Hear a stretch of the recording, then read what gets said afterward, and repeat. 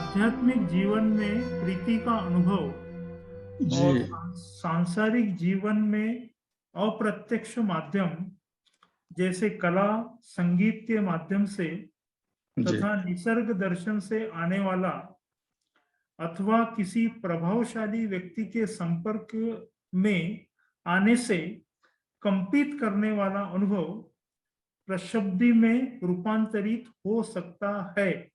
यह सवाल लिखा है उन्होंने। हो सकता है क्या, ऐसा उन्हें कहना है।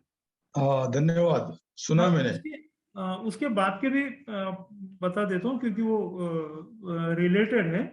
जी इस तरह के अप्रत्यक्ष अनुभव आध्यात्मिक अनुभव से किन कसौटी पर भिन्न होते हैं। हम्म, आगे वो कहते हैं, कई जी बार ऐसे रोमांचित प्रीति के अनुभव को हम्म, शरीर एब्सॉर्ब करने में सक्षम नहीं होता है हम्म, और इस अनुभव को एब्सॉर्ब करने की प्रक्रिया में जी व्यक्ति अपने आप को ड्रग्स, चिल्लाहट या हिंसक कृति का सहारा लेने की संभावना रहती है।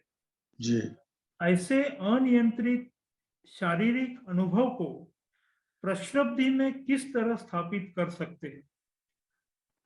धन्यवाद। Thank you, thank you. बहुत धन्यवाद। मैं छोटा उत्तर दूंगा, क्योंकि क्या बहुत लोग है ना आपको ये करने वाले। देखिए, जो पहला जो सवाल है, उन्होंने पूछा है कि क्या उसको मतलब रूपांतरित कर सकते हैं। हाँ, कर सकते हैं, जरूर कर सकते हैं, क्योंकि वो रूपांतरित नहीं होगा तो फिर वो क्या क्या लाभ है ना, क्या वो हो सकता है। हाँ, दूसरा जो सवाल है, उन्होंने पूछा कि भैया प्रत्यक्ष और अप्रत्यक्ष जो है ना, उसको क्या मतलब किन कसौटी पर, नहीं, प्रत्यक्ष अनुभव जो है और अप्रत्यक्ष अनुभव है, उसको कैसा देखा जाए ना, कौन सी उसकी कसौटी है। मुझे लगता है जो भी अनुभव होते हैं आपके कांटेक्ट होने से, नहीं क्या, आपका कनेक्शन होने से, हो सकता है कभी कभी बाबा साहब, मतलब आपने अगर देखा होगा, जब बाबा साहब का डेथ हो गया था, उन्होंने बता दिया है कि भाई मतलब जहाँ मतलब बाबा साहब का डेथ होने के बाद में लोग कोई भी आदमी बात नहीं कर पाया, क्योंकि अब बहुत भावनिक हो गए थे। वो देख नहीं पाए थे, इसका मतलब वो देख नहीं कर नहीं पा रहे थे, लेकिन बनते वहीं थे। उन्होंने देखा कि अगर मैं भी ऐसा हो जाता हूँ तो शायद मैं इनको कुछ बता नहीं पाऊंगा, क्योंकि उन्होंने प्रैक्टिस थी उनकी, उन्होंने देखा था कि क्या करना चाहिए। उन्होंने अपने भावनाओं पर नियंत्रण रखा है, और इसलिए उन्होंने वो कसौटी उसको ये कर सके, उसको मतलब उन्होंने अनुभव ले लिया। हाँ, वो रुक सकते हैं, और उन्होंने बंदे बाबा साहब का जो है पूरी तरह से बयान किया, लोगों को आश्वस्त कर दिया। इससे मतलब हो सकता है कि कसौटी है, अगर आप शांत है, प्रैक्टिस करते हैं, तो वो कसौटी आपको उसके तरफ आप जा सकते हैं, आप उसको अनुभव ले सकते हैं। अभी जो तीसरा सवाल है, बताते कि भाई ये जो चीजें है एब्सॉर्ब क्यों नहीं हो सकता। ये बहुत बहुत बड़ा सवाल है, और बहुत प्रैक्टिकल सवाल है। मुझे लगता है बहुत लोगों की यह समस्या है कि ऐसा क्यों होता है। बहुत लोगों को मैंने देखा है, बहुत अच्छे अच्छे संगीतकार, चित्रकार, क्या बोलते हो, क्या क्या बोलते हो, जो लिखने वाले हैं ना, वो लोग भी शराब पीते हैं।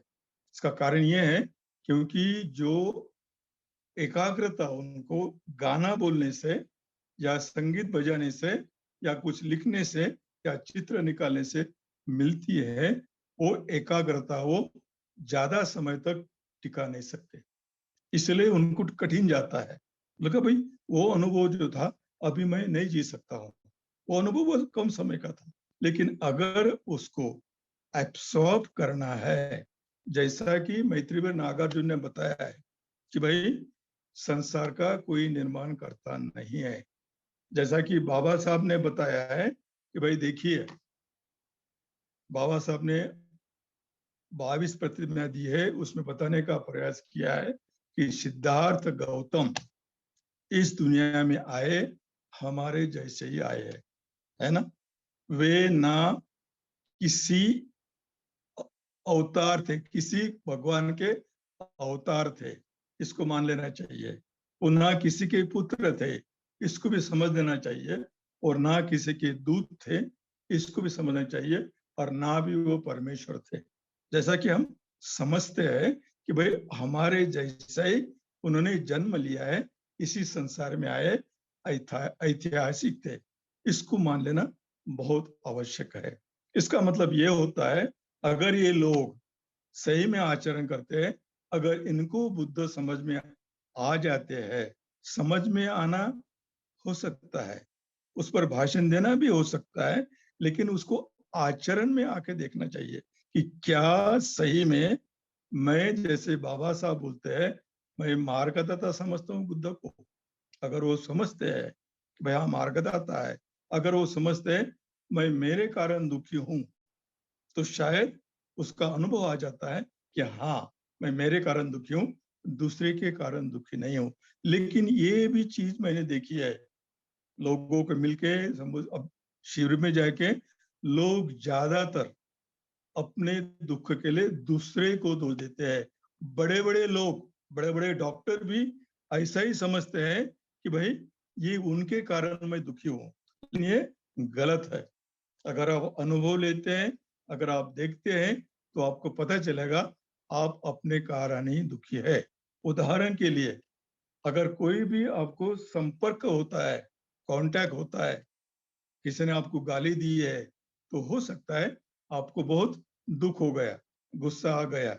अगर आप थोड़ा रुकते हैं, थोड़ा सा रुकते हैं, भाई मुझे क्यों गुस्सा आ रहा है, अगर उसको अनुभव लेते हैं, तो मुझे पता है वो गुस्सा चले जाएगा और फिर बाद में वो अपने वर्तमान में आ जाएगा और सही ढंग से उत्तर दे सकता है उसको। लेकिन होता क्या है, ये जो लोग हैं, ये बुद्ध को, शाक्य मुनि को ऐतिहासिक पुरुष नहीं समझते हैं, और इसीलिए वो क्या बोलते हैं, ये मैं दुखी दूसरे के कारण हो गया हूँ, इसलिए वो सहन नहीं कर पाते हैं, और इसीलिए क्या करते हैं, वो शराब का सहारा लेते हैं, हिंसक वृत्ति का सहारा लेते हैं, और चिल्लाहट उसमें आ जाती है। मुझे लगता है अगर ये बातें ख्याल में रखते हैं, तो मुझे लगता है कि जो अनुभव आपको आते हैं, कला का, संगीत का, किसी का भी, उसको अगर आप शांति से सुन सकते हैं, अनुभव ले सकते हैं, तो आप उस अनुभव को प्रसिद्धि में परिवर्तित कर सकते हैं। मुझे लगता है इतना पर्याप्त है, ज्यादा समय नहीं है, क्योंकि आप बाकी लोग भी प्रश्नों का उत्तर देने वाले हैं। तो धन्यवाद, आपने सुना, ऐसा मुझे लगता है।